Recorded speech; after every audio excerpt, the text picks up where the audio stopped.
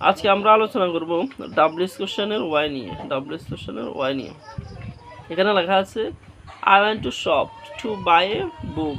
আমি শপে গিয়েছিলাম একটা বই কেনার জন্য। তাহলে প্রশ্ন হতে পারে আমি কেন শপে গিয়েছিলাম, কেন কেন ইংরেজি হচ্ছে ওয়াই। এর জন্য টু বাই এ বুক, বই কেনার জন্য। আমরা জানি প্রিপোজিশন থেকে অবজেক্ট শুরু হয়। যে এখানে প্রিপোজিশন আছে টু, টু থেকে এটা হচ্ছে কারণ বোঝাচ্ছে, কারণ ওয়াই, কেন। এই জন্য আমি প্রথমে লিখবো কি why, WHY, why why. W কোশ্চেনের পরে লিখতে হবে অক্সিলারি ভার্ব। এখানে অক্সিলারি ভার্ব নাই, এখানে আছে মেন ভার্ব। মেন ভার্ব কি আছে ওয়েন্ট।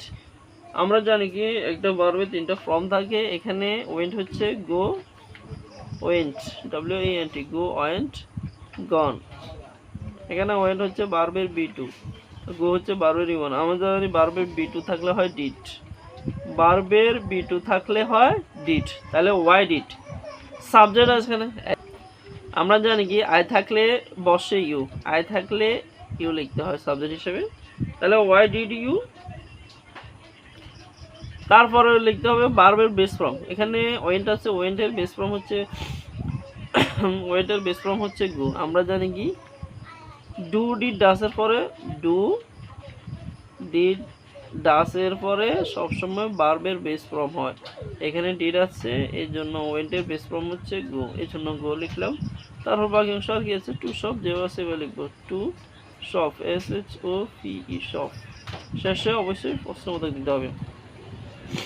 তারপর আছে Abir miss the car for his negligence. Abir তার অলসতার কারণে কারটি মিস করেছিল। তাহলে প্রশ্ন হতে পারে আবির কেন কারটি মিস করেছিল। এখানে ওয়ার চেনার একটা সহজ উপায় হচ্ছে যে যদি যদি কখনো ফর থাকে, ফর থাকে, ওইখান থেকে যে বাকি অংশ আছে ওইটা হচ্ছে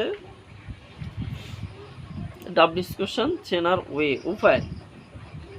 তাহলে যেহেতু এখানে ফর আছে, ফর হিজ নেগলিজেন্স, যেহেতু ফর আছে এই জন্য আমরা এখানে লিখবো কি ওয়াই।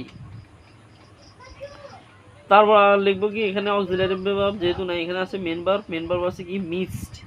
এই যে মিসড ইডি আছে, আমরা জানি ইডি থাকলে লিখতে হয় অক্সিলারি ভার্ব ডিড, ইডি থাকলে লিখতে হয় কি ডিড। তারপরে আছে কি আবির, ABIR, আবির।